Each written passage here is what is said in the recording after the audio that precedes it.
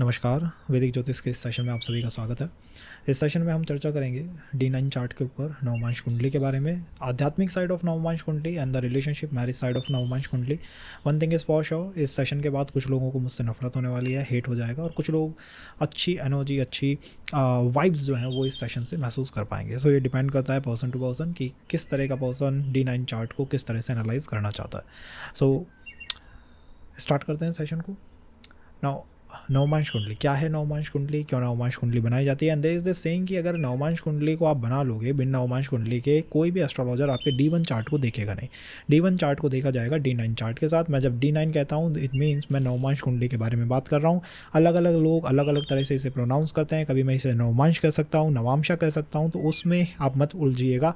आप समझिएगा कि ये पर्टिकुलर चार्ट किस तरह से एग्जीक्यूट होता है, किस तरह से ये वर्क होता है। हम काम को समझेंगे। नाम तो D9 कह लीजिए, नवमांश कह लीजिए, नवांशा कह लीजिए, किसी भी तरह से कह लीजिए, काम उसका एक ही है। संशय आत्मा विनश्यति। संशय जो है वो आत्मा का विनाश कर देता है। संशय जिसके अंदर है उसको कभी भी सुख नहीं मिल पाता। सो अगर संशय आत्मा विनश्यति, तो किस तरह से आत्मा को सुख मिल सकता है? शुरुआत का जो सेशन है वो थोड़ा फिलोसॉफिकल रहेगा, फिलोसॉफिकल बैंड रहेगा उसमें, बिकॉज फिलोसॉफी के बिना आप D9 चार्ट को नहीं समझ सकते। D9 is not that technical chart. D9 को समझना है थोड़ा सा आपको अध्यात्म फिलोसॉफिकल साइड से जाना ही होगा। सो D9 सिंह और लॉर्ड कृष्णा इज सेइंग कि संशय आत्मा विनश्यति, संशय जो है वो आत्मा को ख़त्म कर देता है, उसको बिल्कुल नाश कर देता है उसका। तो कैसे है इस संशय को किस तरह से ख़त्म किया जाए, किस तरह से इस संशय का समूल नाश किया जाए, इसका आंसर आप अपने माइंड के अंदर सोचिए। कौन सा ऐसा श्लोक है, कौन सी ऐसी चौपाई है जो कि इस संशय को ख़त्म कर सकती है। सो संशय जो है वो आत्मा को ख़त्म कर देता है। और D9 चार्ट कुछ और नहीं है। D9 चार्ट आपकी आत्मा का चार्ट है, आपकी आत्मा की यात्रा है। सो वैदिक सिस्टम जो है, वैदिक ज्योतिष जो है वो वेदांग का पार्ट है। 6 वेदांग है, वेदांग में वैदिक ज्योतिष है। वैदिक ज्योतिष को वेदों की आँख कहा गया है। ये आँख आपको हेल्प कर रही है आपकी लाइफ को समझने में कि लाइफ का एक मानव का स्ट्रक्चर, एक जीवन जो है वो कैसा होना चाहिए। सो वेदास को समझने में ये हेल्प करती है, अपने जीवन को समझने में ये हेल्प करती है। सो वैन ये वेदास और अपने जीवन को समझने के अंदर हेल्प कर रही है, कहीं ना कहीं वैदिक ज्योतिष जो है वो आपको हेल्प करती है अपने आप को समझने में, अपने आप को अंडरस्टैंड करने में, आपकी आध्यात्मिक जर्नी को समझने में, आपकी मटेरियल जर्नी को समझने में, आपकी इमोशनल जर्नी को समझने के लिए। जब D1 चार्ट बनाया जाता है, तो D1 chart is what? D1 is actually the manifestation of the D9 chart. वैसे हम D9 चार्ट को, नवमांश कुंडली को बनाते हैं D1 चार्ट से, नवमांश कुंडली को हम D1 चार्ट से बनाते हैं।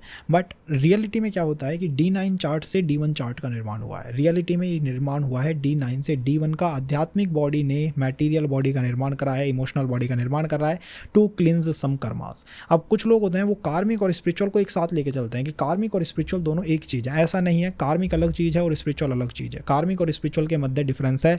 अध्यात्म इज वॉट? अध्यात्म स्वभाव उच्चते। अध्यात्म, spirituality takes you closer to your true self. जैसे ही मुझसे कोई इंसान आके कहता है कि मैं अध्यात्म के अंदर लगा हुआ हूँ, मैं 9 विद्या, 10 विद्या, अष्ट विद्या, मैं इस तरह के मंत्रास का जाप कर रहा हूँ, मैं उस तरह के मंत्रास का जाप कर रहा हूँ, ये सिद्धि कर रहा हूँ, वो सिद्धि कर रहा हूँ, ऐसे कि तुमने D1 चार्ट को दबा दिया है। तुमने D1 चार्ट को बिल्कुल दबा दिया है, तुमने D9 चार्ट को एक्टिवेट कर दिया है। अब वो इंसान रीडिंग करा रहा है D1 के अनुसार, बट वो कर रहा है काम D9 के। अगर आपकी इमोशनल बॉडी सबसे महत्वपूर्ण चीज़ है, लेकिन मुझे इमोशंस ड्राइव करते हैं, तो मैं कहता हूँ आप D1 के अंदर चंद्रमा को पकड़ लीजिए और उसके अनुसार अपने चार्ट को बना लीजिए, या फिर कर्क राशि के अनुसार अपने चार्ट को बना लीजिए और तब उसको पढ़िए। बिकॉज आपको ड्राइव कौन कर रहा है? आपको ड्राइव कर रहा है चंद्रमा। And this is the basic principle. अगर पहले के समय के अंदर जो एस्ट्रोलॉजर होते थे वो केवल और केवल राजा के चार्ट का अध्ययन करते थे, केवल राजा के चार्ट का। So if Raja is entering in a war, अगर राजा युद्ध के अंदर जा रहा है तो प्रजा के चार्ट का आप देखो या मत देखो, सैनिकों के चार्ट को घर जाके देखो या मत देखो, they all entering in the war, वो सब जा रहे हैं। तो इसीलिए जो डिसाइडिंग फैक्टर होता है उसको आपको पकड़ना चाहिए। और इसको मैं कई सेशंस में कह चुका है, this is called gravitational pull, कि पूरे चार्ट का ग्रेविटेशन है किसके पास, who is the deciding factor. अगर फैमिली में मदर डिसाइड कर रही है सब कुछ, तो मदर के चार्ट का एनालिसिस करा लो, आप खुद का एनालिसिस मत कराओ। लाइक मदर के चार्ट का एनालिसिस कर दीजिए, because mother deciding everything for me. Who is deciding person कौन है, डिसाइडिंग फैक्टर कौन है, उसको आपको देखना चाहिए। इसीलिए पास्ट टाइम में केवल राज एस्ट्रोलॉजर्स होते थे जो कि केवल एक राजा के चार्ट को देखते थे। एंड देश है कि अगर राजा युद्ध के अंदर जा रहा है तो प्रजा के घर घर चार्ट मत देखो, सैनिकों के घर घर चार्ट मत देखो, ये सब युद्ध में जा रहे हैं। तो ये एक व्यवस्था है। जैसे ही आप अध्यात्म को एक्टिवेट करते हो, कुछ लोग होते हैं वो अध्यात्म को इतना एक्टिवेट कर देते हैं कि दे आर लाइक, अब वो चल ही D9 चार्ट से रहे हैं और वो करा रहे हैं एनालिसिस D1 का। क्या आप मुझे D1 के अनुसार बता दो? भाई तुम्हारा अब ये चार्ट रहा नहीं है, अब तुम्हारा चार्ट D9 हो चुका है। इसीलिए वैदिक व्यवस्था के अंदर देयर आर 4 पुरुषार्थ, धर्म अर्थ काम मोक्ष। काम के बाद आता है मोक्ष, सबसे पहले आता है धर्म अर्थ काम मोक्ष। So people trying what, they are just picking the moksha and वो उसको धर्म से भी पहले स्थापित कर रहे हैं। 5, 10 साल, 12, 15 साल, 18, 20, 25 and they are starting the spiritual journey. They are like doing some meditations, performing some yajnas and all, वो उसके अंदर लग रहे हैं, मंत्र जाप कर रहे हैं, सब कुछ स्टार्ट वो कर चुके हैं and they are just breaking the loop. काम के बाद मोक्ष है बट दे आर लाइक हम काम से पहले मोक्ष को ले आएंगे एंड कॉज वो ये कर रहे हैं, मैरिजों के अंदर, रिलेशंस के अंदर डिस्टर्बेंस आ रहे हैं।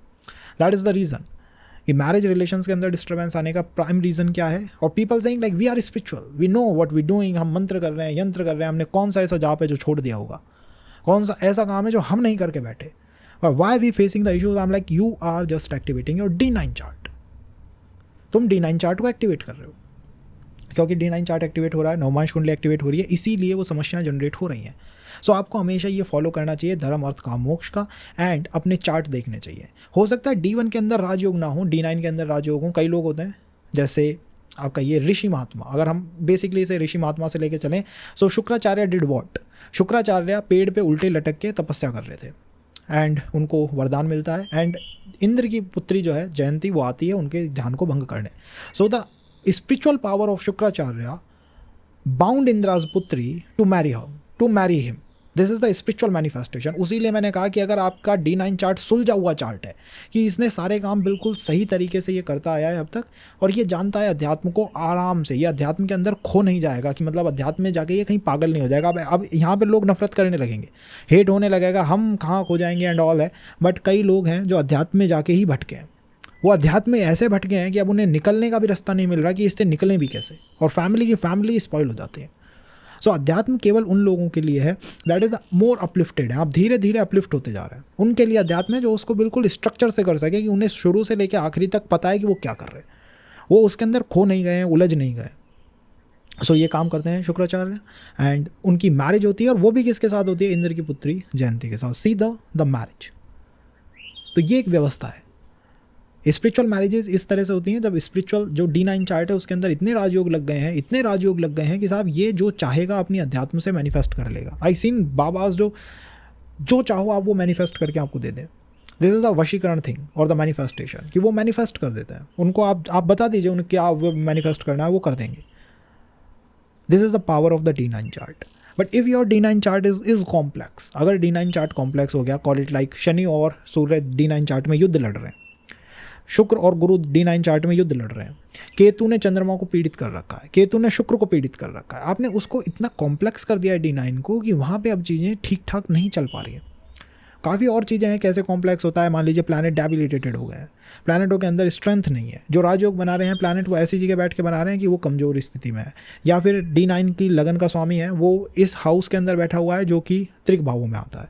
इट मीन्स कि इसका जो D9 है उसकी जो लेयर्स हैं वो कमज़ोर लेयर्स हैं। And that what Lord Krishna says की संशय आत्मा विनश्यति। संशय जो है, कन्फ्यूज़न जो है, डिलेमास जो है, डिल्यूजन जो है, वो आत्मा का नाश कर देगा। D9 चार्ट आत्मा की यात्रा के अलावा कुछ भी नहीं है। दिस इज़ द यात्रा, this is the basic journey of आत्मा। इसको लोग मैरिज में इतना लेके आते हैं जितना पूछिए मत, बट मैरिज में इसको लाने का रीज़न अगर किसी से आप पूछेंगे तो रीज़न इसके नहीं निकल पाएंगे। बिकॉज ये D7 चार्ट नहीं है, 7th डिवीज़न अगर कर लेते तो मान लीजिए फिर भी आ जाता। This is a D9 and birth chart के अंदर 3 गंडांत होते हैं एंड 3 गंडांतों पे 3 सेपरेशन होते हैं। The first gandant between the Cancer and the Leo. Cancer में इमोशंस, सारे इमोशंस, मदर से ज़्यादा इमोशंस किसी के पास नहीं, और फिर स्पिरिचुअल इमोशनल और फिजिकल बॉडी अलग हो जाती है। Then the second gandanta is at the Scorpio Sagittarius, जहाँ पे सैजिटेरियस से धर्म की यात्रा शुरू होती है, आत्मा की यात्रा शुरू होती है। दैट्स व्हाट आई से कि अगर स्कॉर्पियो के अंदर फिजिकल बॉडी खत्म हो गई तो फिर 9वें भाव से यात्रा है किसकी, लाइक 9वें भाव में 10वें भाव में चल कौन रहा है, दैट इज़ द आत्मा चल रही है। और इसीलिए जो कर्मों का न्याय होता है वो मूलतः आत्मा की व्यवस्था है, that is in the Capricorn, Aquarius और पाइसिस में फिर वो गंडांत पड़ता है, वहाँ एकाकार हो जाता है। सो 3 गंडांत है। अब इनको अगर आप D9 के अंदर लगाएंगे, द थिंग इज़ कि आपके राजयोग वहाँ पे होने चाहिए। नहीं, अगर आपके वहाँ राजयोग नहीं है, D9 चार्ट के अंदर राजयोग नहीं है और D9 चार्ट कॉम्प्लेक्स हो गया है, आपको बात बुरी लग सकती है, सुनने में बुरी लग सकती है, बट मेरे को कहना पड़ेगा दैट इज़ द ज़्यादा मंत्र यंत्र जाप ध्यान तप तपस्या और सब कुछ करके चार्ट को कॉम्प्लेक्स मत बनाइएगा। अदरवाइज़ जो पार्टनर आप मैनिफेस्ट करेंगे वो एक कॉम्प्लेक्स पार्टनर होगा। उसके अंदर कॉम्प्लेक्स एनर्जीज होंगी। पीपल से कि यहाँ पे वीनस बैठा हुआ है, ठीक है इस राशि में, बट वो वर्क इस तरह क्यों नहीं कर रहा। आई एम सेइंग कि वो पर्सन अब उस D1 से हट चुका है।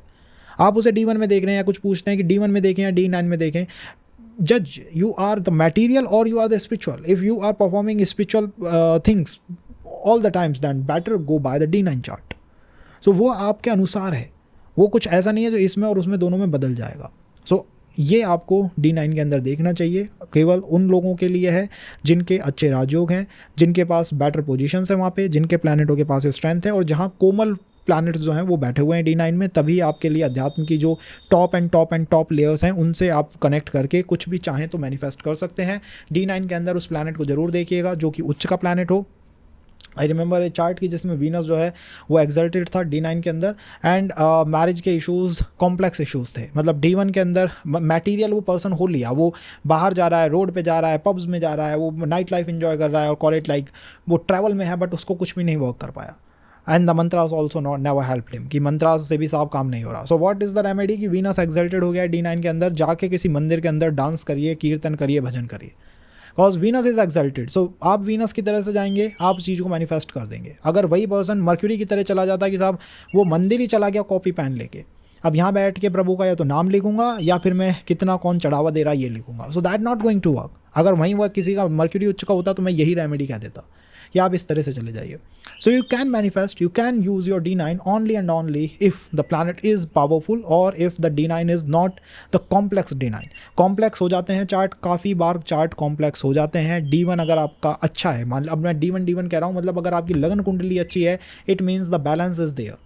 अगर वहाँ पे राजयोग है, मान लीजिए आपकी लगन कुंडली में राजयोग है, पंच महापुरुष राजयोग हैं, त्रिकोण केंद्र मिले हुए हैं, D1 अच्छा, बहुत अच्छा परफॉर्म कर रहा है, I am saying don't be spiritual, go by the material side. You can manifest any person by using your material powers. आपकी मटेरियल पावर्स, आपकी फिजिकल पावर्स, फिजिकल बॉडी, आपका एटीट्यूड, आपके लुक्स, इससे आप किसी को मैनिफेस्ट कर सकते हैं। दिस इज़ द थिंग कि मैनिफेस्टेशन होगा कैसे, या you go by the D1 और you go by the D9 और you go by the emotional body. कई लोगों की इमोशनल बॉडी इतनी स्ट्रांग होती है, वो इमोशन से जो चाहें जिस तरह के पर्सन को अपने जीवन के अंदर खींच सकते हैं।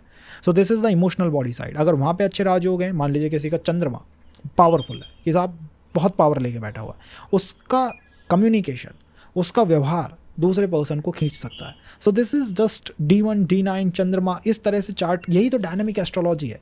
अदरवाइज सिंपल इज यही 5 मंत्र हैं, इसको 50 लोग कर रहे हैं। So the 50 not going to manifest. This is the thing. ये है वैदिक एस्ट्रोलॉजी का डायनामिक साइड कि आपको जाना होगा। That is the Ved Vyas, जितने भी महाभारत में सूत्र लिखते हैं महर्षि वेद व्यास, वो महाराज केवल और केवल ज्योतिष से लिंक सारे सूत्रास हैं उनके अंदर। दैट इज़ द संशयात्मा विनश्यति। एंड समवन आस्क्ड कि अगर संशय आत्मा को ख़त्म कर देगा, it means what? It means the D1 और D9 के अंदर कनेक्शन ठीक नहीं है, बिगड़ा हुआ कनेक्शन है। माई D1 is having the Aries rising और माई D9 is having the taurus और द पाइसेस। एलिमेंट वाइज आप देखिए, एलिमेंट वाइज एक सेपरेशन है, 2-12 के संबंध हो गए, एक का गेन है दूसरे का लॉस है, या 6-8 का फॉर्मेशन हो गया कि साहब यहाँ पे एक राशि है वो अगली राशि से षडाष्टक संबंध बनाती है, या 3-11 का संबंध हो गया। 3-11 बहुत भयानक डिज़ायर का संबंध होता है, वो भी एक सेंसिटिव संबंध मुझे काफ़ी चार्ट्स के अंदर दिखाई देता है। तो इसलिए मैं कहता हूँ कि यही है वो संशय। This is the real delusion, the illusion, the confusion और the dilemma, that you are breaking the right link between the D1 and the D9 chart, कि D1 ऐसा है, D9 ऐसा है, इनकी लिंक को ही आपने अलग कर दिया है। और अब आपको खुद को समझ नहीं आ रहा है कि मैं मटेरियल बनूँ, मैं स्पिरिचुअल बनूँ, मैं इमोशनल बनूँ, या मैं डोमिनेंट बनूँ। मैं बनूँ तो किस तरह का पर्सन बनूँ, किस तरह की मेरी रियल पर्सनैलिटी है। So this is the D9 thing.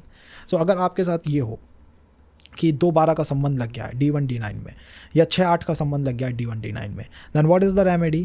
The remedy is in the Ramcharitmanas. राम कथा सुंदर करतारी, संशय विहग उड़ावन हारी। राम कथा सुंदर करतारी, संशय विहग उड़ावन हारी। संशय के पक्षी, संशय का कौवा कब उड़ेगा? जब राम कथा होगी। दैट्स व्हाट आई से कि आप राम कथा की तरफ चले जाइए। लॉर्ड रामा की जितने भी भजन हैं, जितनी भी व्यवस्थाएं, उनको आप पालन करना शुरू कर दीजिए। And there is in this Hanuman Chalisa मन क्रम वचन। सो जब उन तीनों का अलाइनमेंट हो जाता है, और वो alignment without lord Rama, without lord Hanumana संभव नहीं है, उसका अलाइनमेंट संभव नहीं है। अगर आपको अपनी सारी बॉडीज़ को अलाइन करना है तो with the help of lord Rama और with the help of lord Hanumana, because the lord Rama's चरित्र इज द मर्यादा पुरुषोत्तम। So this is the right चरित्र, this is like the connecting the D1, the D9, the emotional body, the physical body, the dominant body, सब कुछ को जब जोड़ देते हैं ना तो उनका जो बेहतरीन निचोड़ निकल के आता है, that is only with Rama. इसीलिए कहा है कि राम कथा सुंदर करतारी, संशय विहग उड़ावन हारी। संशय का पक्षी बिन राम कथा के उड़ ही नहीं सकता। ये बहुत इंपॉर्टेंट चीज़ है। So this is the philosophical side of D9। Now the prediction side of D9 is, अगर आप स्पिरिचुअल हैं अच्छी बात है, मंत्र का आप कर रहे हैं, there are the different ways कि आप मंत्र करें, आप इमोशनल हो जाएं कि साहब मैं तो तपस्या करता हूं, या फिर साहब मैं तो कोई दान दक्षिणा में विश्वास करता हूं। सो अलग अलग तरह की रेमेडीज़ हैं, हर पर्सन को अलग रेमेडीज सूट करती हैं। द इम्पॉर्टेंट थिंग इज़ कि हर D9 चार्ट में, हर इंसान के D9 चार्ट में जनरली, हर इंसान के मतलब जनरली लगता है, एक लगता है त्रिकोण, एक त्रिकोण D9 में एक्टिव मिलेगा। अपना D9 खोल के देख लीजिए, एक त्रिकोण आपको बनता हुआ मिलेगा। It be fire trine, earth trine, air trine और द वाटर ट्राइन। D1 में त्रिकोण मुश्किलों से मिलते हैं, D9 के अंदर त्रिकोण बहुत आसानी से मिल जाते हैं। तो एक त्रिकोण एक्टिव मिलेगा। अभी त्रिकोण एक्टिव होने का मतलब क्या है कि मेरे प्लैनेट इस तरह से बैठे हुए हैं कि साहब वो एक त्रिकोण बना देते हैं कि फर्स्ट राशि में भी कोई है, फिफ्थ में भी कोई है, नाइन्थ में भी कोई है, तो एक त्रिकोण बन गया है। अब ये है फायर ट्राइन। अब ये फायर ट्राइन है, it means in this I should better focus on the fire element. चाहे आपकी राइजिंग कोई भी हो D9 की, मैं उसके बारे में नहीं कह रहा कि D9 की राइजिंग यही होनी चाहिए कि वाटर की राइजिंग है तो पानी में बहना सीखो और पानी का जैसा मुझको बनो ना। The trine, what is the trine?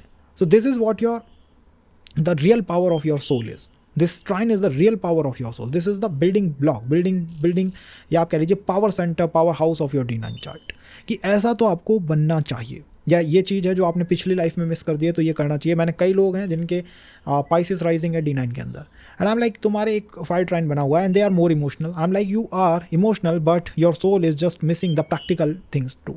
So practical होने की कोशिश करो थोड़ा, और जैसे ही वो प्रैक्टिकल होते हैं उनकी लाइफ की 70 से 80% समस्या खत्म हो जाती है। बिकॉज इमोशनल पर्सन तो इमोशनल है ना, उसको लॉजिक कुछ उसके दिमाग में चलता ही नहीं है, एंड दे इज़ लाइक मैं इमोशनल हूँ, ये मेरी मेन स्ट्रेंथ है ना। द इमोशन के साथ ये फायर ट्राइन को यूज़ करना तुम्हारी मेन स्ट्रेंथ है। सो मंत्र जाप करने चाहिए।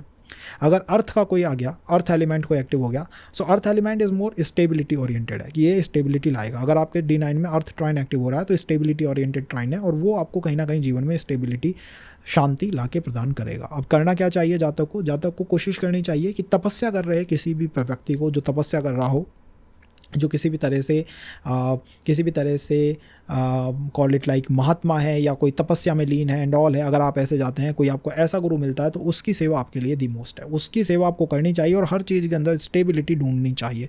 This is the best thing. और आपको अपने स्पाउस के चार्ट के अंदर भी D1 के अंदर, D9 के अंदर, मोस्टली D1 के अंदर ऐसा कुछ ना कुछ अर्थ का डोमिनेंस मिल जाएगा। अब ये पर्सन टू पर्सन वेरी करता है। देखिए कुछ लोग होते हैं जिनका ये प्लैनेट डोमिनेंट है या ये प्लैनेट बहुत स्ट्रॉन्ग है, तो सीधा कह देते हैं कि भाई ये प्लैनेट तुमको तुम्हारे पर्सन के अगले स्पाउस के चार्ट के अंदर मिल जाएगा। अगर चार्ट है तो खोल के देख लो, ये प्लैनेट तुम्हें यहाँ मिल जाएगा। कॉल इट लाइक केतु है तो केतु तुम्हें इस तरह मिल जाएगा।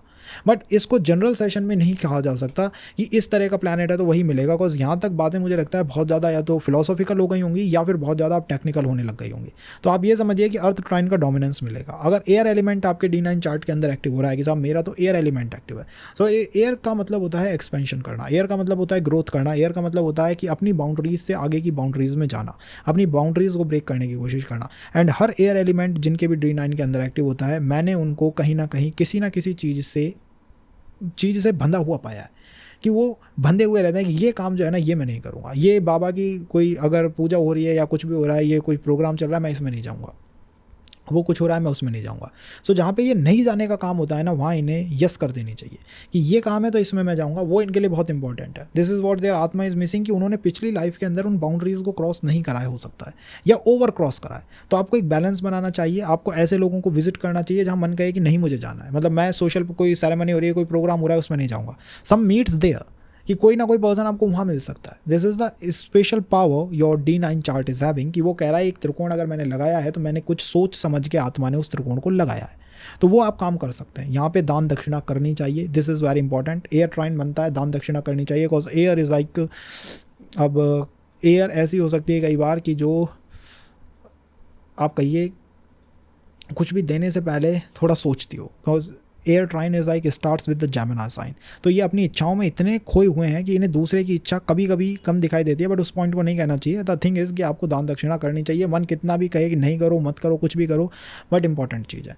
और अगर वाटर का ट्राइन लग गया, ये एक शानदार ट्राइन है, ये एक शानदार त्रिकोण है, बिकॉज वाटर के बिना मुक्ति संभव नहीं है। तीनों गंडांत वाटर के आसपास पड़ते हैं। वाटर नहीं है, गंडांत नहीं है, वाटर है तभी लिबरेशन है, वाटर है तभी एक नए साइकिल का स्टार्ट है। सो जब भी वाटर लगता है, कीर्तन भजन कीर्तन इज़ ग्रेट फॉर यू, ना कि मंत्र जाप एंड ऑल के अंदर उलझना। मंत्र जाप and all for the fire trine, because fire जो है, मंत्र जो है वो गर्मी हीट को जनरेट करते हैं। या फिर आप कर सकते हैं भजन कीर्तन, या फिर आप काम कर सकते हैं कि आप लॉर्ड के जितने भी भगवान के जितने प्रिय गीत हैं ना, आप भजन है ना, उनको आपको गाना चाहिए। मंदिर के अंदर आपको जाना चाहिए तो इसी भाव से जाना चाहिए that I am not the बुद्धिमान, आई एम नॉट द ज्ञान योगी, आई एम नॉट द कर्म योगी, आई एम द भक्ति योगी and I am just surrendering myself. So this is the power of the water त्रिकोण। Water त्रिकोण की ये पावर है और ये एक बहुत एक्सट्रीम पावर है। तो ये दोनों श्लोकों को आप देख लीजिएगा। दैट इज़ द राम कथा करनी चाहिए, राम भगवान के भजनों के अंदर लीन रहना चाहिए। पीपल लाइक क्यों करनी चाहिए? The one thing is the संशय विहग उड़ावनहारी। संशय के विहग जब ही उड़ेंगे अगर D1 D9 के अंदर 2 12 या 6 8 का संबंध है। ये रेमेडी कर लीजिए, आपके जितने भी संशय हैं सारे खत्म हो जाएंगे। और जो अब तक नहीं हो पा रहा है ना, कि मेरे चार्ट के अंदर मैनिफेस्ट नहीं हो पा रहा है, ये सबसे बड़ी चीज़ है कि मैनिफेस्ट क्यों नहीं हो रहा है। मैं कोशिश कर रहा हूँ but the manifestation is like कुछ है जिसने सब कुछ रोक दिया है। सो वो रोकना जो है ना, वो यही संशय है, ये आत्मा का नाश कर देता है। आत्मा का नाश हो गया, D9 चार्ट बिल्कुल तहस नहस हो जाता है। तो ये एक चीज़ है, ये एक रेमेडी का पॉइंट है जो आप कर सकते हैं। अब थोड़ा सा और इसके अंदर अगर हम चलें, सो D9 चार्ट को बनाया कैसे जाता है, मीन्स D9 चार्ट को अगर आपको बनाना है तो आप उसे कैसे बना सकते हैं। दिस इज़ द थिंग कि हम D9 को बना तो लें बट इसे बनाएं कैसे। सो 4 राशियां हैं, 4 पुरुषार्थ की तरह, द 1 5 9 2 6 10 3 7 11 4 8 12। अब जब 1 5 9 है तो वहाँ यात्रा शुरू होगी 1 से। 4 राशियों से बनता है D9, 4 राशियों से, बिकॉज मूवमेंट है। मैंने आपको बताया ना, D9 का मतलब ही यात्रा है। अब आत्मा बॉडी की तरह नहीं है कि जो उलझ जाएगी, अब ये भोग में उलझ गई, वो भोग चाहिए, वो भोग चाहिए। हर इंसान की आत्मा, हर इंसान की, मैं ये नहीं कह रहा अगर किसी तामसिक पर्सन की आत्मा है ना तो वो भी दौड़ में लगी हुई है। That is also in the race. आप उसको ऐसा मत समझिए ये तो बस इसकी आत्मा तो अब सो रही है या फिर ये आराम कर रहा है एंड ऑल हो रहा है ना, वो भी दौड़ में लग रही है। इसीलिए हर D9 को 4 राशियों से बनाया जाता है। दिस इज़ द यात्रा है। फिजिकल बॉडी तो हो सकता है धम हो गई है, 6 महीने सोएगा आदमी आराम से, आत्मा नहीं रुकती। आत्मा कहती है एक एक मिनट इंपॉर्टेंट है। दैट इज़ द, उसको वो प्रेम चाहिए, उसको वो कनेक्शन चाहिए। सो दिस इज़ द स्टार्ट कि 1 5 9 2 6 10 3 7 11 एंड 4 8 12। अब अगर हम 1 5 9 का त्रिकोण देखें, दिस इज़ द फर्स्ट त्रिकोण। तो फर्स्ट त्रिकोण के अंदर पहली राशि से ही आप यात्रा शुरू करेंगे। सो फर्स्ट राशि से जब आप यात्रा करेंगे, इस पर्टिकुलर राशि के अंदर शुक्र की उच्च की राशि कभी आती ही नहीं है। अग्नि त्रिकोण में शुक्र कभी उच्च का नहीं हो सकता। 1 5 9 इन राशियों में अगर आपका शुक्र बैठा है तो शुक्र कभी भी उच्च का नहीं हो सकता D9 चार्ट में। हो सकता है तो आप लगा के देख लीजिए, यात्रा 1 से 9 नवमांश तक ही रह जाएगी। गुरु की राशियाँ शुक्र को, इसीलिए मैंने कहा था गुरु और शुक्र का ये जो बैर है ना, ये जो दुश्मनी है, ये अब आपको यहाँ दिखेगी कि वो अपनी राशि में वो दे ही नहीं रहा कि मैं तुम्हें उच्च का ही नहीं करूँगा। और यही बैटल शुक्र भी रखता है। 3 7 11 शुक्र की मूल त्रिकोण राशि 7वीं। अब 7वीं से आप नवमांश बनाते हुए चले जाइए, अंतिम नवमांश जेमिनी आएगा, मिथुन। वो कहता है गुरु मैं तुम्हें उच्च की राशि नहीं दूंगा। सो this is the real battle between Venus and planet Jupiter. अब वो बैटल्स आपको दिखाई देंगे जिनके बारे में बात करते हैं ना, बैटल होती है एंड ऑल होता है, D1 में नहीं दिखेगी। D1 इज़ द मैनिफेस्टेशन है, ये स्पिरिचुअल बॉडी ने मैनिफेस्ट करके कुछ थमा दिया आपको। D9 में आओगे सब दिखने लग जाएगा, अध्यात्म की ऐसे ऐसे सारी बारीकियाँ को D9 में दिखने लग जाएंगी। सो गुरु और जुपिटर का आपने विरोध देखा, किस तरह का विरोध है। चंद्रमा अगर एक बार उच्च का हो गया D1 चार्ट में तो वो D9 में भी उच्च के होने की ताकत रखता है। अगर वो नीच का हो गया तो वो नीच का ही रहेगा, मतलब उच्च का चंद्रमा कभी भी D9 में नीच का नहीं हो सकता, और नीच का चंद्रमा D9 में कभी भी उच्च का नहीं हो सकता। जिसका मन एक बार बिगड़ गया यहाँ, उसका वहाँ पे भी बिगड़ा ही रहेगा। This is the thing with the D9 chart.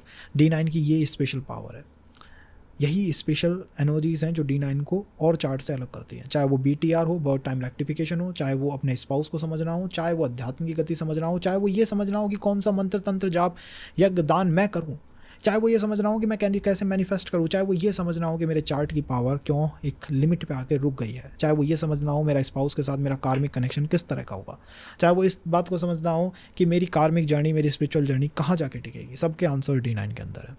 This is the best thing. तो आप 1 5 9 2 6 10 3 7 11 4 8 12 4 राशियों से बना सकते हैं। हर त्रिकोण के अंदर एक त्रिकोण जो बना है उसके अंदर एक नवमांश, मतलब 9 नवमांश आपको मिलेंगे। So this way is to make the D9 chart. और ये तो सॉफ्टवेयर से आप आराम से बना सकते हैं। वो जुपिटर वीनस को समझाने के लिए मैंने आपको बताया था कि दैट इज़ द बैटल, और इनके बारे में और भी बहुत कुछ है इसी पर्टिकुलर पॉइंट से, बट उसको मैं इस सेशन में नहीं करूँगा, अदरवाइज चीज़ें बहुत लेंथी हो जाएंगी। So this is the thing कि ऐसे वर्क करता है। Now work, so here is the thing, वर्गोत्तम लगन का होना। वेल D1 और D9 के अंदर अगर सेम लगन आ रही है तो वो वर्गोत्तम हो जाएगी, and this makes the chart powerful. ये चार्ट को जो है पावरफुल बनाती है। D1 के अंदर जो तत्व है वही D9 के अंदर तत्व हो गया। दोनों की यात्राएं कहीं ना कहीं एक ही तत्व से स्टार्ट हो रही है। It means the spiritual body ने जो मैनिफेस्टेशन करा है, लाइक स्पिरिचुअल बॉडी ने D9 ने जो D1 का मैनिफेस्टेशन करा है वो एक शानदार मैनिफेस्टेशन है। एंड इन पर्सनस के जीवन के अंदर उस पर्टिकुलर राशि की डोमिनेंस बहुत ज़्यादा होती है। जो भी राशि वर्गोत्तम हो गई है उसकी डोमिनेंस आपको हर जीवन, हर समय आपको दिखाई देगी। कॉल इट लाइक उससे कार्मिक रिलेशन बन सकते हैं, कॉल इट लाइक उससे स्पिरिचुअल एनर्जीज आ सकती हैं, कॉल इट लाइक उसके साथ आपका जो जो कनेक्शन है ना वो एक स्पेशल कनेक्शन है। इसीलिए प्लैनेट ने, इसीलिए आपकी आत्मा ने, इसीलिए उस एस्ट्रल बॉडी ने उस पर्टिकुलर राशि को ही D9 के अंदर प्लेस करा है। सो अच्छी बातें ये हैं कि हाँ स्पिरिचुअल कनेक्शंस बन सकते हैं, कार्मिक कनेक्शंस होते रहते हैं, बट एक डेंट ये है कि आपकी आत्मा उस पर्टिकुलर राशि से आगे इंक्रीज़ नहीं कर पा रही है, उस पर्टिकुलर राशि से आगे नहीं बढ़ पा रही है। इसीलिए ये लोग कई बार स्पिरिचुअल लूप के अंदर आपको दिखाई देंगे। इट लुक्स लाइक कि मेरी लगन ऐसी है और ये ठीक है वर्गोत्तम है, तो क्यों नहीं मुझे अर्ली मैरिज, अर्ली चीज़ें क्यों नहीं हो रही। एंड इन लोगों से अगर आप पूछोगे तो इनकी मैरिज के अंदर आपको डिले दिखाई देंगे। They are like in a loop, वो एक लूप के अंदर है। और वो लूप क्या है, वो एक आध्यात्मिक लूप है, एक स्पिरिचुअल लूप इनके आसपास बन गया है। और इनके क्वेश्चंस बहुत आसान क्वेश्चन नहीं होते, इनके क्वेश्चंस एक ऊपर के लेवल के क्वेश्चंस आते हैं। लाइक ये मेरा पास्ट पर्सन है, इसके साथ वो ऐसी व्यवस्थाएं पास्ट में रही हैं, यही एक पर्सन है जिससे मुझे ऐसा महसूस हो सकता है, यहाँ से ही मैरिज हो सकती है एंड ऑल। इनके जो क्वेश्चंस हैं उस लेवल के क्वेश्चंस आते हैं। इनके हर बात में ये थोड़ी बहुत मटेरियल बात करेंगे and they jumps to the spiritual body. तो स्पिरिचुअल पे जंप करते हैं। एंड इनका स्पिरिचुअल ऐसा नहीं है जैसे सामान्य पूजा पद्धति and all mantras and all perform कर लिए। इन्होंने उसके अंदर इतनी गहराई में जाके कोई काम करा है कि अब ये उससे मुक्त नहीं हो पा रहे हैं। लाइक अगर इन्होंने मंत्र चैंट करे हैं तो उस लेवल पे मंत्र चैंट ये करके आए हैं कि उससे अब ये मुक्त नहीं हो पा रहे। अगर इन्होंने कहीं तामसिक व्यवस्थाएं करी हैं, कॉल इट लाइक तंत्र साधना एंड ऑल करी हैं, तो अब ये उससे मुक्त नहीं हो पा रहे। इनको इंट्यूशंस में वही दिखना, इंट्यूशंस के अंदर वही आना, इनको ऐसा लगना बस इसी पर्सन के साथ मेरा संबंध बनेगा। एंड दिस थिंग इनके D9 और D1 को डिस्टर्ब कर रही है। आई टोल्ड यू संशय आत्मा विनश्यति, ये संशय है, ये भी एक डिलेमा का पॉइंट है।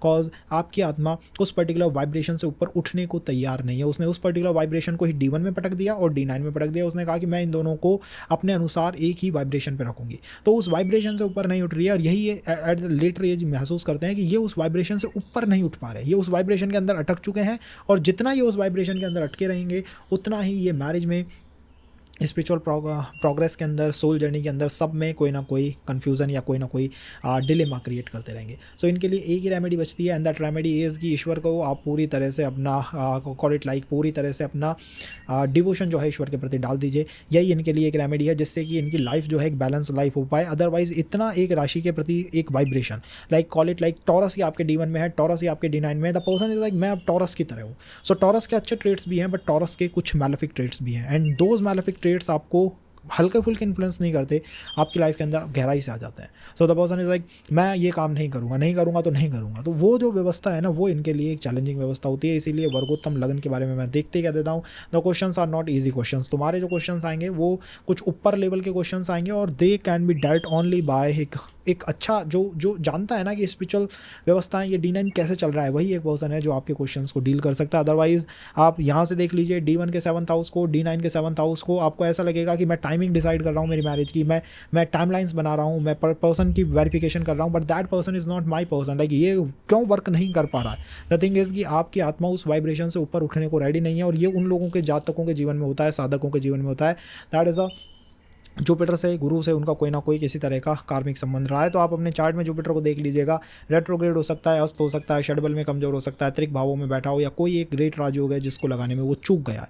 इट मीन्स कि अगर आपको एक गुरु मिल जाता है, अगर आपको एक ईश्वर के प्रति वो डिवोशन आ जाता है, तो सारे लाइफ की जितनी भी कॉम्प्लेक्स चीज़ें हैं वो खत्म हो जाएंगी। गुरु आज्ञा चक्र पे हाथ रख के आपकी आत्मा की वाइब्रेशन को एकदम से इंक्रीज़ कर देता है। So when increases the vibration the person is like okay अब मैं फ्री हो चुका हूँ, अब मुझे कोई भी वो कॉम्प्लेक्स चीज़ नहीं रही है, अब वो बाउंडेशंस बंधन अब ऐसा कुछ नहीं रहा है, और वो नई चीज़ों को ट्राई करना चाहता है।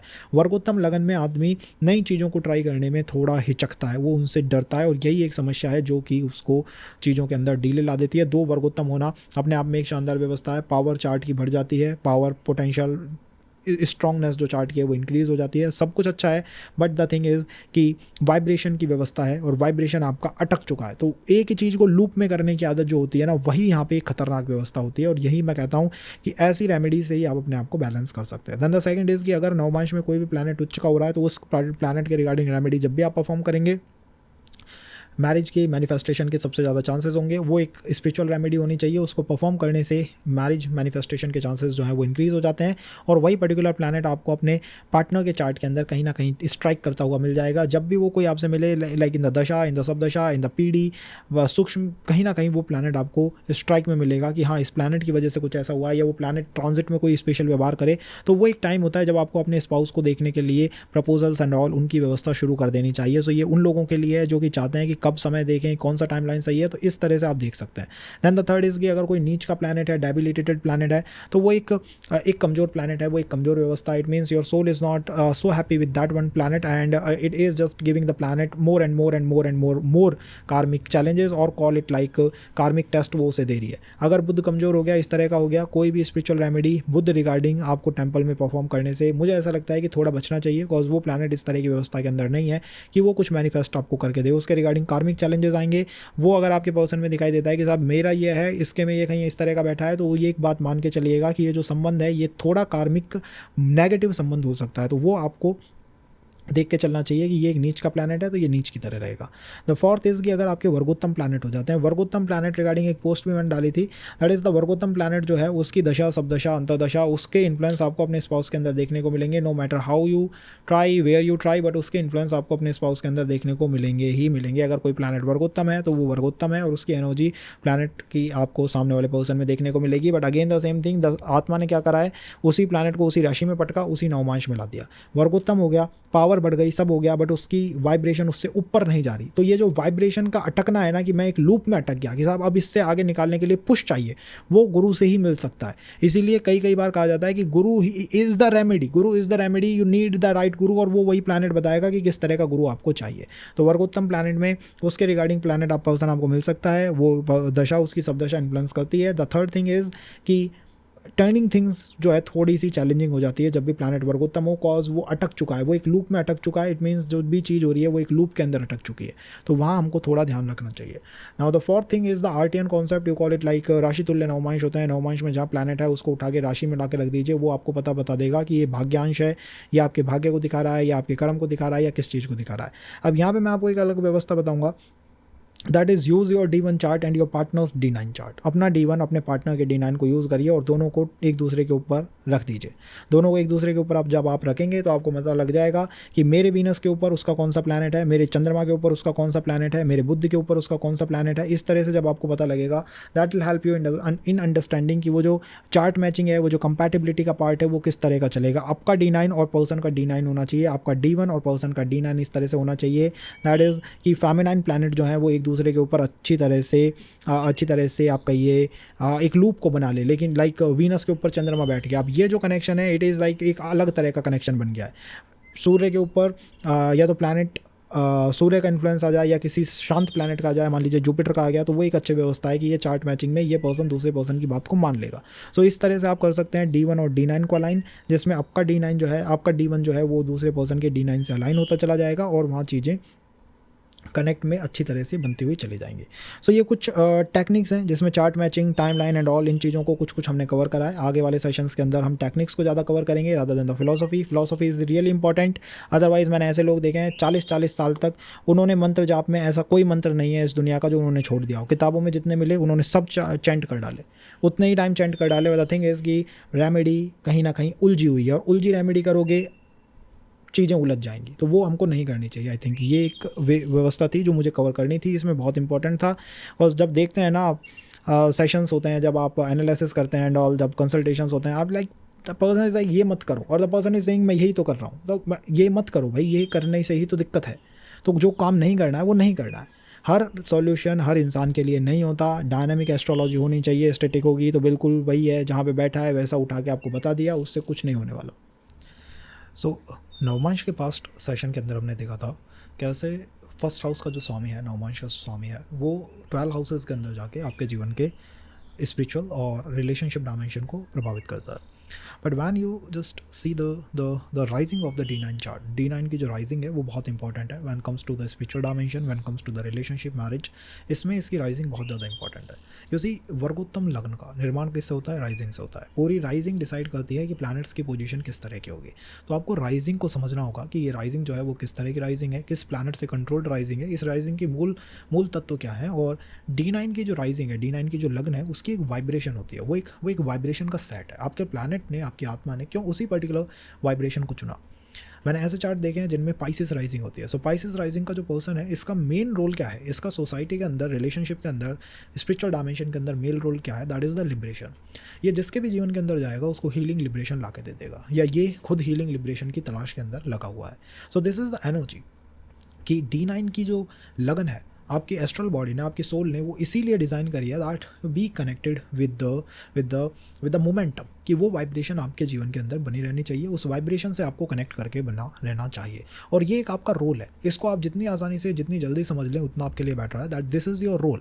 सो when you got the rising of planet Mars, मंगल की जब आपको राइजिंग मिलती है तो सोसाइटी में आपका रोल है कि रेवोल्यूशन लेके आने, बदलाव लेके आने, क्रांतिकारी परिवर्तन लेके आने, and that you one bring with the help of planet Mars. वो आप एनर्जी के माध्यम से लेके आ सकते हैं। किसी के भी लाइफ के अंदर आप जाएंगे, हो सकता है आपका काम हो कि उस पर्सन को एकदम से उसको स्टार्ट कर देना। लाइक अगर वो डिप्रेशन में है, अगर वो बिल्कुल डंप हो चुका है, तो उसको आप एनर्जी जाके प्रोवाइड करेंगे। This is the role decided by your soul, कि आपकी आत्मा ने डिसाइड करा है कि ये पर्टिकुलर रोल जो है वो तुम्हारे लिए होना चाहिए। इसलिए मेष लगन होती है जिनकी नवमांश के अंदर, दैट इज़ लाइक तुम्हारी आत्मा की लिबरेशन, उसकी जो वाइब्रेशन है वो है कि मैं ड्यूटी लूँगा, मैं रिस्पॉन्सिबिलिटी लूँगा, and I am there for you, मैं तुम्हारे लिए वहाँ स्टैंड करूँगा। This is the vibration decided by your soul. वो आपकी आत्मा ने डिसाइड करा है, not by the physical body और not by the emotional body, ये आपकी सोल ने डिसाइड करा है। सो दिस रोल, आपको ये रोल जितनी आसानी से एक्सेप्ट कर लें उतना बेटर है।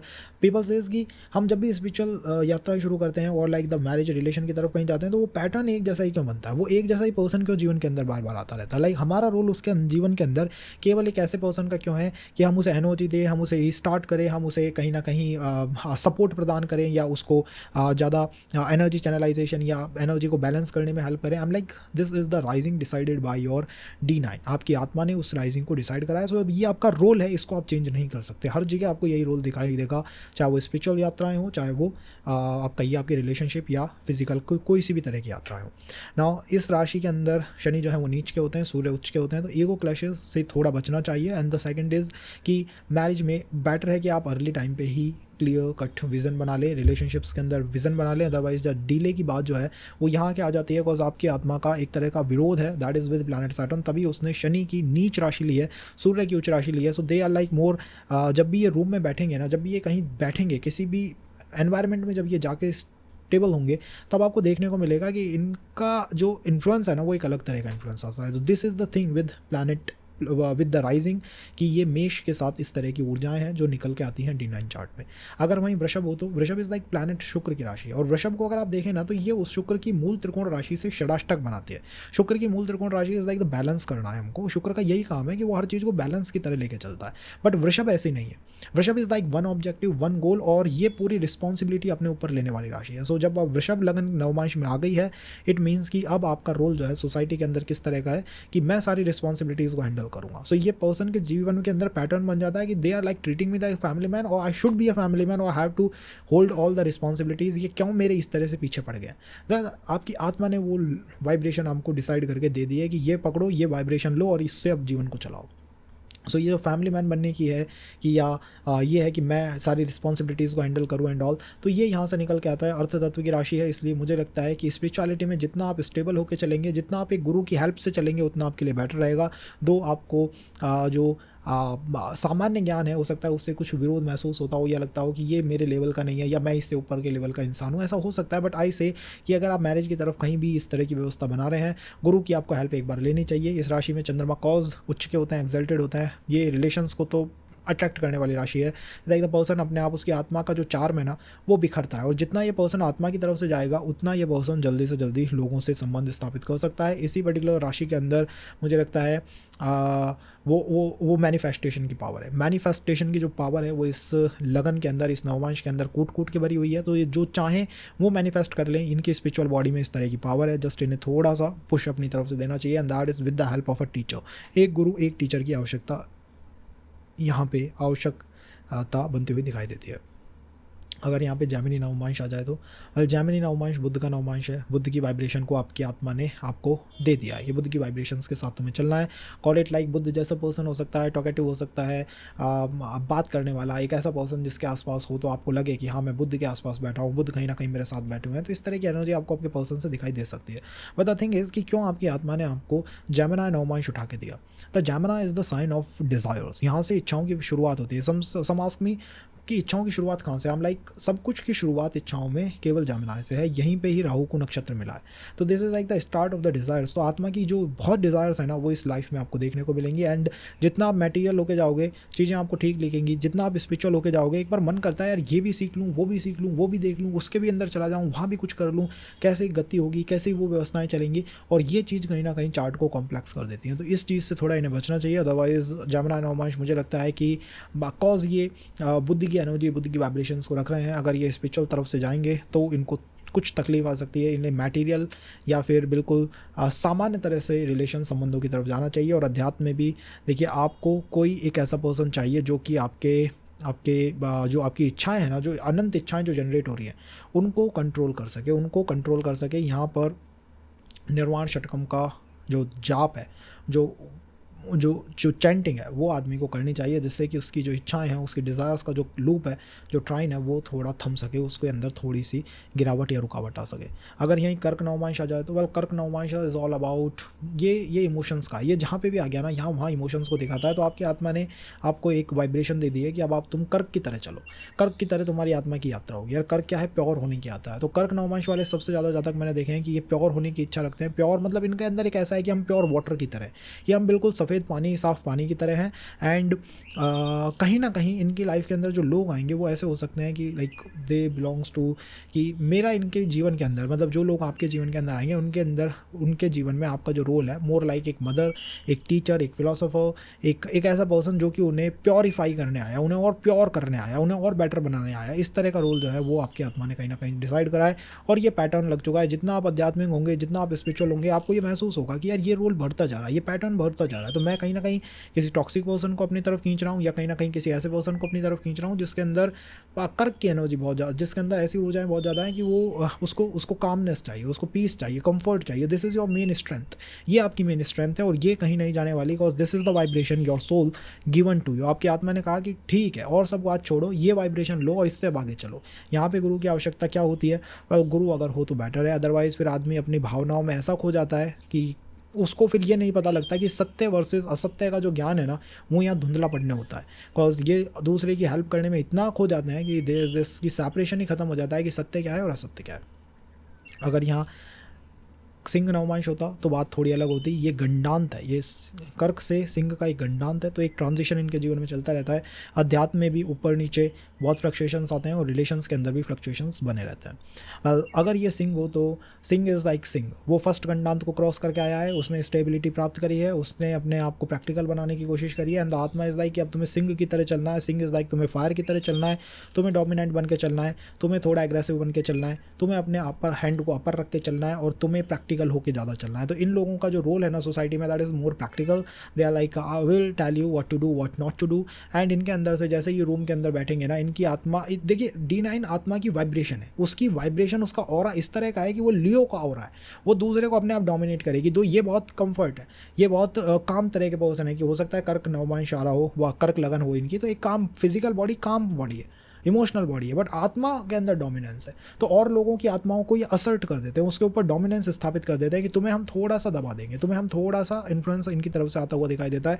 सो समटाइम्स दे से कि हम हमारी स्पिरिचुअल प्रैक्टिसेस कर रहे हैं, मंत्र जाप एंड ऑल कर रहे हैं, और उससे होता क्या है कि कोई भी लोग हमारे जीवन से कभी भी चले जाते हैं। हम लाइक योर आत्मा, आपकी आत्मा पर्दे के पीछे से दैट वाइब्रेशन सेंड कर रही है, और वाइब्रेशन इज लाइक दूसरे पर्सन को वो पता है, उसकी भी आत्मा है भाई, दूसरा पर्सन है वो भी आत्मा तो होगी ना उसकी, सो दैट सेकंड पर्सन की आत्मा उसे नहीं झेल पा रही है.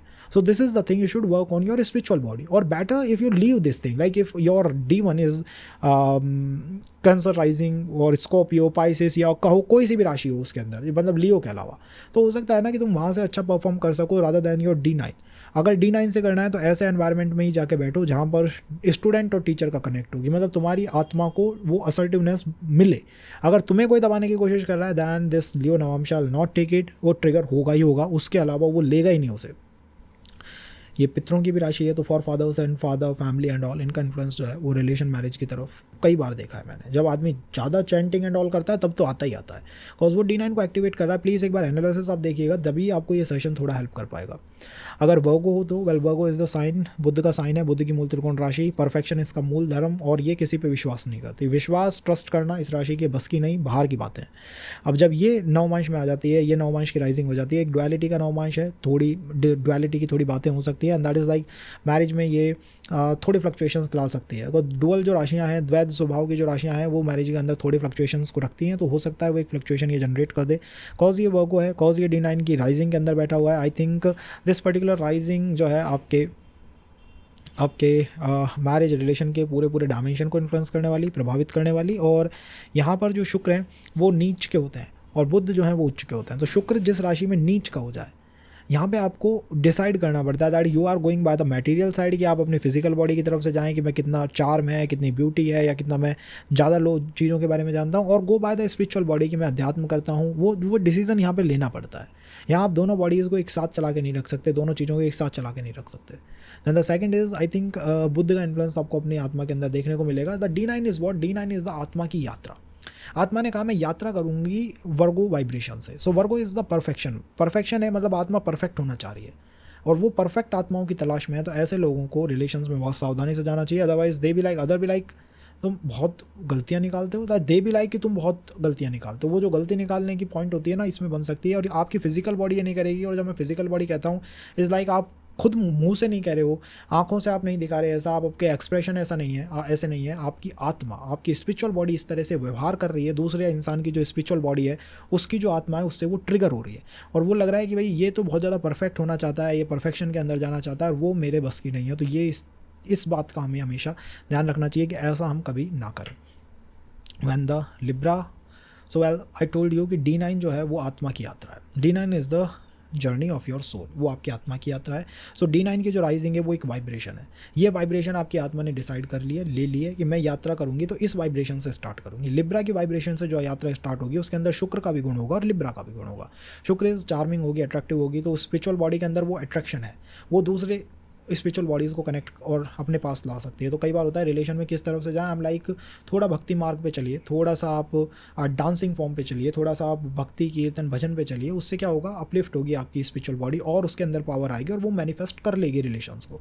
And the second way is कि आप बैलेंस लाइए अपने जीवन के अंदर. जितना आप बैलेंस लाएं उतना आपके लिए बेटर है. आपकी आत्मा रेडी है बैलेंस के लिए. Like this is the best कि आपका आत्मा जो है वो रेडी हो चुकी है कि बैलेंस करेंगे, हम एफर्ट देंगे. शनि जो प्लैनेट है एफर्ट का, वो यहीं उच्च का होता है कि हम बैलेंस करने में एफर्ट देंगे, हम मना नहीं कर रहे, हम अपनी तरफ से हेल्प करेंगे. सामने वाले को भी अपनी तरफ से कुछ करना चाहिए. ईगो क्लैशेस एक ही चीज़ है जो यहाँ सब कुछ को डिस्टर्ब करती है. तो ऐसी आत्माओं के साथ जुड़िए जो आपके साथ वर्क करना चाहती है. ऐसी आत्माओं के साथ जुड़ेंगे जिनमें ईगो क्लैशेस है, या वो उस लड़ाई में लग रही है कि भाई मेरा ज्ञान ज़्यादा, तुम्हारा ज्ञान ज़्यादा, तुम ज़्यादा जानते हो, मैं ज़्यादा जानता हूँ, मेरा रास्ता सही, तुम्हारा रास्ता सही. वो जो है ईगो क्लैश, वो आपकी आत्मा के लिए नहीं है. अगर ये कहीं भी दिखता है वो रेड फ्लैग की तरह है. ऐसा रेड फ्लैग है जो आपकी स्पिरिचुअल जर्नी को धूमिल और ध्वस्त कर सकता है. Well with the Scorpio, well the Scorpio नवमांश, यू नो नवमांश में नवमांश, स्कॉर्पियो नवमांश, दिस इज़ लाइक गंडांत. आप समझते हैं गंडांत स्कॉर्पियो और सजिटेरियस के मध्य है. यहाँ से जो गहराई है ना स्कॉर्पियो की, उसको नापा नहीं जा सकता, वो असंभव है उसको नापना. इसके अंदर राहु अगर हो, शुक्र अगर हो, वो ऐसे परफॉर्म करते हैं, सारे और प्लैनेट उनके अंदर कहीं ना कहीं दब जाते हैं, वो गहराई में बैठ जाते हैं कि ठीक है यार ये दोनों प्लैनेट जो है वो परफॉर्म कर रहे हैं. वेल व्हेन ये प्लैनेट स्कॉर्पियो के अंदर बैठा हुआ है, या स्कॉर्पियो जो है नवमांश में आ गई है, तो स्कॉर्पियो नवमांश में आने का मतलब क्या है, नवमांश से क्या शुरू हो रहा है, आपकी आत्मा की यात्रा शुरू होती है. आत्मा ने कहा है कि मैं स्कॉर्पियो वाइब्रेशन के ऊपर रिदम पे डांस करना चाहती हूँ, मैं स्कॉर्पियो वाइब्रेशन पे रहना चाहती हूँ. दैट वॉट योर आत्मा सेड कि मुझे स्कॉर्पियो की वाइब्रेशन पे रहना है. अब जब वो स्कॉर्पियो की वाइब्रेशन पे रहना है तो उसको स्कॉर्पियो के गुण उसके अंदर ज़्यादा से ज़्यादा देखने को मिलेंगे। और कहीं ना कहीं ऐसे लोग जो हैं वो गहरे संबंधों की तलाश में होते हैं, गहरे कनेक्शंस इन्हें चाहिए, इनको जो सेटिस्फेक्शन है ना वो गहरे इमोशनल कनेक्ट के बिना नहीं मिल पाता। What role you got in the society, कि सोसाइटी में आपका क्या रोल है, एंड दैट इज़ द गहरे इमोशनल संबंधों को बनाना, गहरी बातों को करना। ये इनको बहुत ज़्यादा पसंद भी आ सकता है और बहुत ज़्यादा इन्हें अट्रैक्ट भी कर सकता है। इनकी स्पिरिचुअल बॉडी जब भी वर्क करेगी, स्पिरिचुअल बॉडी वर्क करने का मतलब है आप मंत्र कर रहे हैं, जप कर रहे हैं, तप कर रहे हैं, ध्यान कर रहे हैं, भजन कर रहे हैं, उससे आपकी स्पिरिचुअल बॉडी वर्क करती है। तो आप मैनिफेस्ट करेंगे, और आप क्या मैनिफेस्ट करेंगे, आप स्कॉर्पियो जैसा कोई पर्सन मैनिफेस्ट करेंगे। समझे कि स्कॉर्पियो में इसके एक बहुत इंपॉर्टेंट प्लैनेट है इसके चार्ट में। हो सकता है सामने वाले के स्कॉर्पियो में कोई प्लैनेट बैठा हो। That is when you using your spiritual body, कि मैं मैनिफेस्ट कर रहा हूँ with the help of my spiritual body, and one side you are manifesting using the help with the help of your material body. तो मैं कहता हूँ material को एक तरफ कर दो, स्पिरिचुअल को लेके चलो। और स्पिरिचुअल को जब आप लेके चलोगे तब ध्यान करोगे। वैसे वाटर का साइन है, भजन कीर्तन ज़्यादा करने चाहिए, वो भजन कीर्तन एंड ऑल, इनसे आप अपने पार्टनर को तो मैनिफेस्ट कर ही सकते हो। The same can help your soul, आप अपनी आत्मा की मदद कर सकते हो। आत्मा एक वे में लगी हुई है, मुझे कुछ यात्रा करनी है, मुझे यात्रा करनी है। आपकी आत्मा भी गहरे सागर के अंदर उतरने की कोशिश कर रही है। That is the Scorpio. I told you, नवमांश में नवमांश, स्कॉर्पियो नवमांश, इसके बारे में जितना आप कहें उतना कम है। ये वो व्यवस्था है जहाँ चंद्रमा नीच का होता है। चंद्रमा यहीं आके नीच का होता है। चंद्रमा नीच का होता है मतलब इमोशनल बॉडी की जो कमजोरी है ना वो यहाँ ख़त्म हो जाती है। ख़त्म होने का मतलब है कि जो हल्के फुल्के इमोशनल कनेक्ट हैं वो स्कॉर्पियो को सेटिस्फाई नहीं करते। ये इसीलिए कई बार इसको टॉक्सिक राशि भी कह देते हैं कि ये तो भाई पीछे ही पड़ गया, पीछे पड़ने की राशि, because they are like looking for those great और डीप कनेक्शंस। तो ये एक व्यवस्था है जो स्कॉर्पियो के साथ चलती है, और इसका ही आई थिंक हमें ध्यान रखना चाहिए। हमें स्पिरिचुअल अगर हों तो हमें ध्यान रखना चाहिए कि ऐसे ही संबंधों को आप अट्रैक्ट करेंगे। पैटर्न यही रहेगा, चाहे व्यवस्था इधर से जाए या उधर से जाए, वह पैटर्न नहीं बदलने वाला, क्योंकि आपने D9 से किसी को मैनिफेस्ट करने की कोशिश करी है रादर दैन द D1। एक बार एनालिसिस देखिएगा तभी ये सेशन समझ आएगा, cause we are taking the नवांशा, like rising of the नवांशा, कि ये मैनिफेस्ट कर सकती है चीज़। वेल, धनु नवमांश का होना, धनु नवमांश प्लैनेट जुपिटर की ऊर्जा, जुपिटर की ऊर्जा मीन्स गाइड, फिलोसोफर। नवमांश क्या है? नवमांश वो कुंडली है जहाँ से आपकी आत्मा की यात्रा को जज किया जाता है, वो स्टार्ट होती है। आपकी आत्मा ने क्यों केवल धनु नवमांश चुना? गुरु का मूल त्रिकोण नवमांश है, मूल त्रिकोण राशि है धनु, उसी को क्यों चुना? इसका मतलब है स्पिरिचुअल बॉडी ने कह दिया है कि मैं इस रिदम पे डांस करना चाहती हूँ, मैं धनु की रिदम पे डांस करना चाहती हूँ, जो भी स्टार्ट होगा धनु की रिदम से होगा। दिस धनु इज़ वेरी इंपॉर्टेंट, एंड धनु इज़ इंपॉर्टेंट, इट मीन्स कि जो आपका रोल है सोसाइटी में, द गाइड, फिलोसोफर, इस तरह का रोल है। और ये रोल और बढ़ जाएगा जैसे ही आप D9 को एक्टिवेट करेंगे विद द हेल्प ऑफ ज्ञान से, भक्ति से, कीर्तन से, मंत्र से, जाप से, तप से। जितना आप अध्यात्म की तरफ जाएंगे, जितना आप अपनी स्पिरिचुअल बॉडी को जानेंगे, आपका रोल जो है वो सोसाइटी में चेंज होने लगेगा। ये भी लाइक अब मैं गाइड, फिलोसोफर, गुरु ऐसा बनने लगा हूँ। जैसे ही आप रूम के अंदर एंटर करेंगे ना, आप बताएंगे लोगों को ये काम ऐसे कर लो, वो काम ऐसे कर लो, वो चीज़ वहाँ रख दो, वो चीज़ वहाँ सही कर दो। सो दिस इज़ जुपिटर की ऊर्जा, वो जो है वो एक्टिवेट होने लगी है। और ये कब होगा? जब आप धर्म की तरफ ज़्यादा चलेंगे। Now there is this D1 versus the D9। तो D1 है मटेरियल, D9 है स्पिरिचुअल। D9 आत्मा की यात्रा है, D1 बॉडी की यात्रा, आत्मा की यात्रा, इमोशनल बॉडी सबको अपने अंदर समाहित रखती है। अब आपको जो पर्सन मिल सकता है वो भी ऐसा हो सकता है जिसके अंदर गुरु का इन्फ्लुएंस काफ़ी ज़्यादा हो, गाइड हो, फिलोसोफर हो, टीचर हो, आप कह सकते हैं कोई गुरु की ऊर्जाओं को ज़्यादा रखता हो, अध्यात्म की ऊर्जाओं से प्रभावित हो, अच्छा खासा प्रभावित हो, ऐसा पर्सन आपको सोसाइटी में मिल सकता है।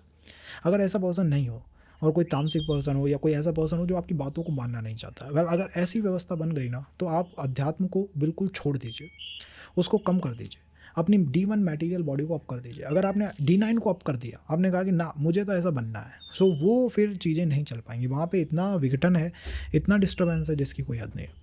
So you better go by the D1 और you better go by the D9, it is up to you. और D9 की तरफ से आप जाते हो तो ऐसा ही पर्सन आपको जीवन में रखना चाहिए, लाना चाहिए, और वैसे ऐसा पर्सन ही जीवन के अंदर आएगा। कॉज D9 तो वो स्पिरिचुअल बॉडी है ना, वो एक रिदम पे चलती है, उसका एक नाद है, और वो मैनिफेस्ट करती जाती है। जितना आप इसको और इंक्रीज़ करोगे उतनी जल्दी वो मैनिफेस्ट करके ला देगी। तो वो मैनिफेस्टेशन की पावर है। सहज में कुछ ना कुछ इंपॉर्टेंट दिखाई देगा। सहज जैसी पर्सनालिटी हो सकती है, या हो सकता है कि गुरु हो, टीचर हो, फिलोसोफर हो, गाइड हो, इस तरह की पर्सनालिटी आपको अपने स्पाउस के अंदर देखने को मिल सकती है, या आपकी आत्मा की पर्सनालिटी है। एंड वैदिक एस्ट्रोलॉजी इज़ लाइक बॉडी के अंदर ही वो व्यवस्थाएं हैं, वही उसके अंदर कनेक्शन है। बट आई एम यहाँ पे थोड़ा लिबरल होकर कह रहा हूँ कि D1 और D9 को कैसे बैलेंस किया जाए और इन दोनों का डिफरेंस क्या है। एट द एंड अगर डिफरेंस नहीं समझ आएगा तो फिर वही है कि मैं टीचर बनूं, आपकी आत्मा इस तरह की है। जब भी आप किसी रूम में जाएंगे ना, दूसरे लोगों की आत्मा उसको महसूस करेगी।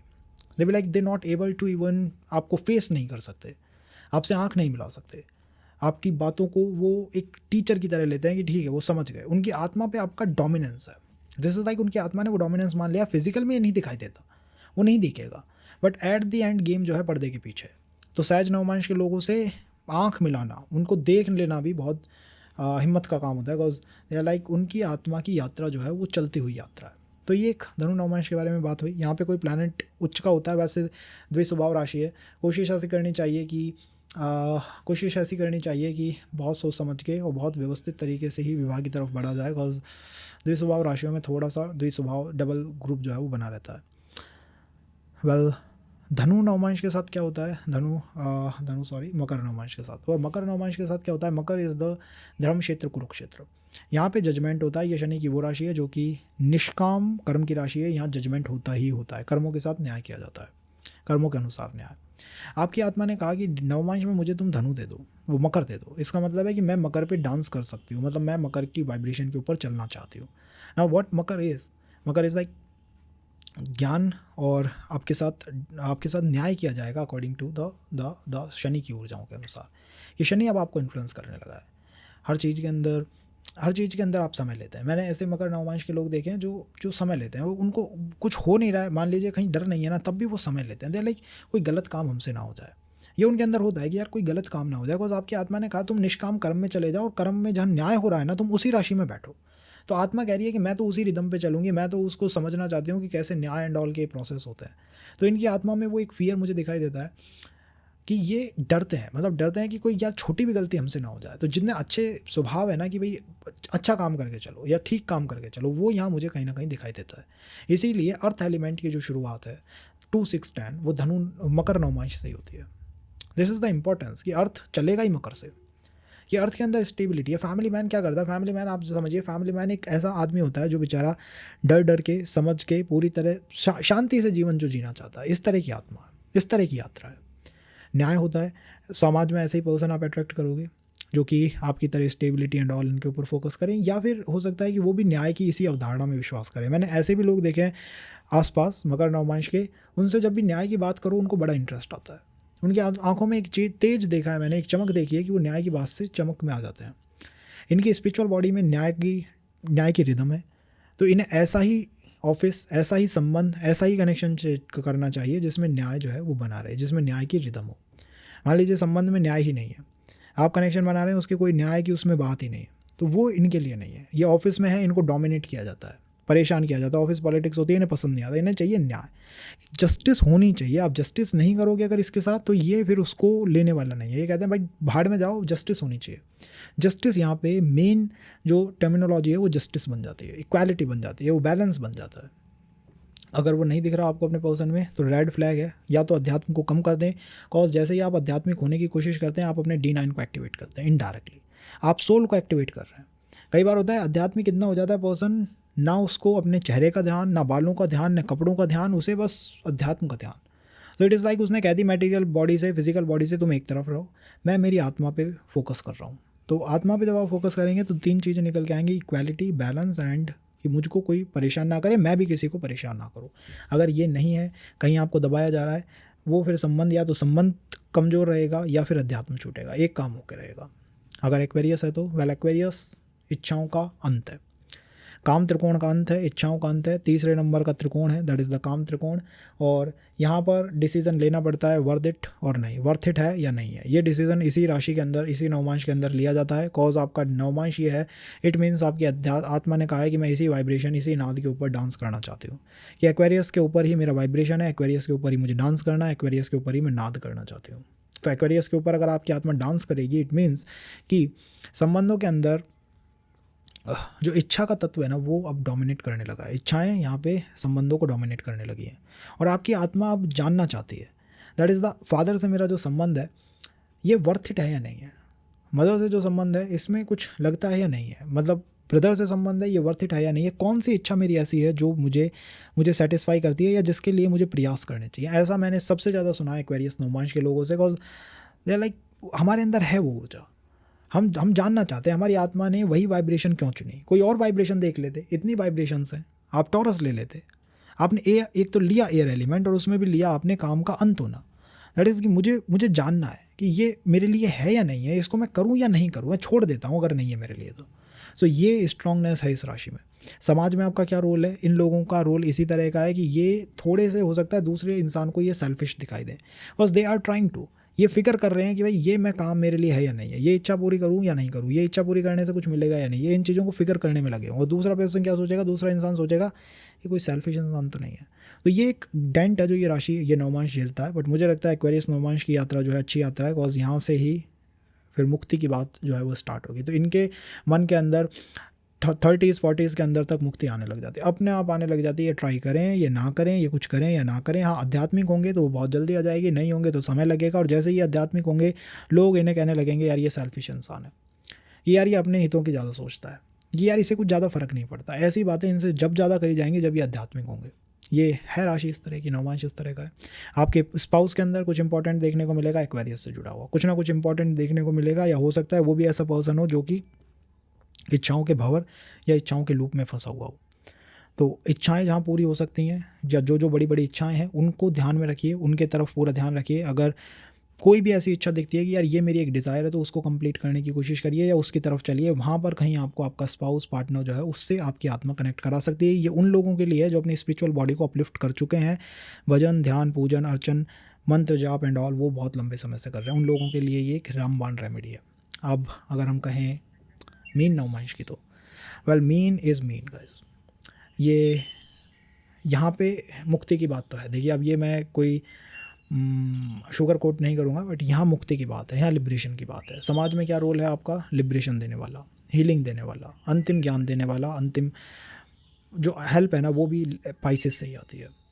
पाइसेस नवमांश गुरु का नवमांश है। गुरु कहते हैं कि मेरे दो नवमांश है, धनु भी है पाइसेस भी है, दोनों में फ़र्क क्या है। धनु इज़ लाइक टीचिंग करेगा, पाइसेस इज़ लाइक वाटर है, जो भी है आ जाओ समा जाओ और मुक्ति ले लो। That is the Pisces.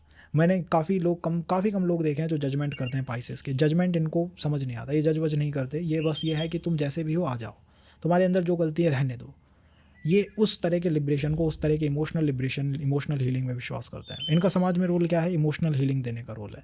संबंध भी ऐसे ही आएंगे जो इमोशनल हीलिंग चाहते हैं आपसे। मीन्स हो सकता है कि ऐसे पर्सन हो जाएं जो हीलिंग की अब तक तलाश में थे, जो अपने आप को जानना चाहते थे, जो अपनी कमियों को ख़त्म करना चाहते थे, जो कहीं भाग रहे हैं, किसी चीज़ से दूर भाग रहे हैं, कोई उनमें गलती निकाले और वो छुप जाते हैं कहीं। ऐसे लोग आपको सबसे ज़्यादा देखने को मिलेंगे। मुझसे पाइसेस के लोग पूछते हैं हम ऐसे हैं, हमें ऐसे पर्सन क्यों मिलता है। Like this is the responsibility, the duty divine gave you. अगर डिवाइन ने आपको ये गिवन करी है कि ये काम करना है तो आपको करना पड़ेगा। This is your soul. आपकी आत्मा ने वो ट्यून डिसाइड करी है कि मैं डांस इस बार करूँगी तो पाइसेस की ट्यून पे करूँगी। सो आपकी आत्मा बहुत विराट रूप ले चुकी है। इन्हें कई बार अगर ये अध्यात्म में चले जाएँ तो वो विराटनेस अपने अंदर ही महसूस हो सकती है कि मैं कितना विराट हूँ, ऐसा महसूस हो सकता है पाइसेस को। अध्यात्म में जाएँ, भजन कीर्तन ध्यान पूजन इनमें चलें तो इन्हें अपनी विराटनेस की, मेरी विराटनेस देखो तुम, कि मैं सब कुछ को अपने अंदर समा सकता हूँ। This is with Pisces only, और नवमांश के पास नहीं है। जुपिटर का नवमांश है। जुपिटर जैसा पर्सन देखने को मिल सकता है, ज्ञानी गुरु, या फिर ऐसा जो लोगों को कुछ ना कुछ सिखाना चाहता है, ऐसा पर्सन हो सकता है जीवन में आ जाए।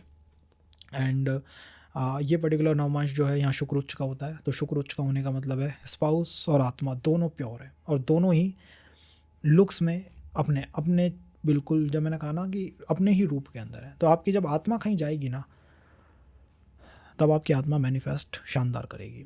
तो हमेशा ध्यान भक्ति पूजन अर्चन इन पे लगे रहिए, और ध्यान में भक्ति और ध्यान इन दोनों को ज़्यादा करिए। इमोशनल भक्ति करिए, ऐसी भक्ति करिए जिसमें आप समाहित कर लें औरों को भी, कि आप उन्हें जज ना करें, आप उन्हें कमी ना निकालें, आप उन्हें समाहित करते चले जाएँ। दैट इज़ द विराट रूप। सो वो व्यवस्था पाइसेस के साथ है। ऐसे ही पर्सन की तलाश करिए, ऐसा ही पर्सन आपको गॉड ने, डिवाइन ने सूट करके दिया है, देख के दिया है, और वो पर्सन ही आपको मिलेगा। And that will have the Venus type के उसके इन्फ्लुएंस हो सकते हैं। वीनस क्योंकि यहाँ उच्च का होता है, अच्छा लुक्स आर्ट्स के अंदर हो सकता है, परफॉर्मिंग आर्ट्स या किसी भी तरह के आर्ट्स के अंदर हो सकता है। तो ये काफ़ी ग्रेट चीज़ें हैं जो कि इस पर्टिकुलर नवमांश के अंदर होती हैं, और यही एनर्जीज जो हैं आपको आगे जाके मदद करती है। So this is with the Pisces नवमांश। सो इस सेशन को यहीं रोकते हैं। आने वाले सेशन के अंदर देखेंगे व्हाट इज़ विद लग्नेश नवमांश के लग्नेश के साथ जब संबंध बनाता है तो वो किस तरह के संबंध बनते हैं, क्या वो मटेरियल को डोमिनेट पे ला देते हैं या स्पिरिचुअल को, और कौन सी आपकी ऐसी बॉडी है जो डोमिनेंट बॉडी है। तो बहुत कुछ है देखने के लिए, और जितना आप देखेंगे उतना आप ज़्यादा सिस्टमेटिक तरीके से समझ पाएंगे कि D1 is for what, D9 is for what. People ask and like chart matching कर दीजिए, लाइक पाइसेस में बताना में रह गया, that is the Lord Vishnu जो सो रहे हैं ना क्षीर सागर में बिल्कुल सर्प के ऊपर, दैट इज़ द पाइसेस। वो अपने अंदर समाहित कर लेते हैं, उनका नाद ही ऐसा है कि सब आ जाओ और समाहित हो जाओ, लाइक किसी में कोई गलती नहीं, कोई जजमेंट नहीं, कुछ नहीं। सो पाइसेस के बारे में इसको बता के I think I forgot to tell you कि हाँ, एक ऐसे चार्ट जैसे आप चार्ट मैचिंग में D60 का मैच करते हैं क्या, आप चार्ट मैचिंग के अंदर कार्मिक में D60 like I am like 2 minute अगर चार्ट इधर से उधर कर दिया ना, D60 बदल के आज ऐसा दिख रहा है कल ऐसे दिख जाएगा। अगर कार्मिक मैच करना है तो D1 is enough, D9 is more than enough, and D12 D7 D3 और D10 इनको आप यूज़ कर सकते हैं। Don't go blindly bye D60 D30 सुनने में बहुत शानदार लगता है, बट D60 एक मिनट इधर उधर हो गया ना तो D60 बदल जाएगा। BTR करके भी D9 को ही थोड़ा एक्यूरेट करा जा सकता है। आप डिविजनल चार्ट से इतना गेम नहीं खेल सकते, क्योंकि आत्मा की फिर आपको पता नहीं लगेगा कि इतनी उलझ जाएंगे चार्ट्स आपके कि आपको खुद को समझ नहीं आएगा कि this is the right rising और that is the right rising. This इसीलिए हम करते हैं BTR, लग्न प्राण बदल लग्न से एडजस्ट कर लीजिए, दैट इज़ इनफ। अगर आप उसमें ज़्यादा घुस गए कि साहब मैं D60 तक को बिल्कुल लाइन पे ला दूंगा, वो फिर खेल खतरनाक हो जाएगा, और फिर जो रीडिंग्स आएंगे ना वो तुक्के होंगे, और रीडिंग्स और तुक्के में बहुत फ़र्क है। तो इसी पॉजिटिव नोट के साथ फिर मिलेंगे आपसे अगले सेशन में। धन्यवाद। चैनल को देखने के लिए लाइक शेयर सब्सक्राइब कर लीजिए, कनेक्ट बना रखिए। धन्यवाद।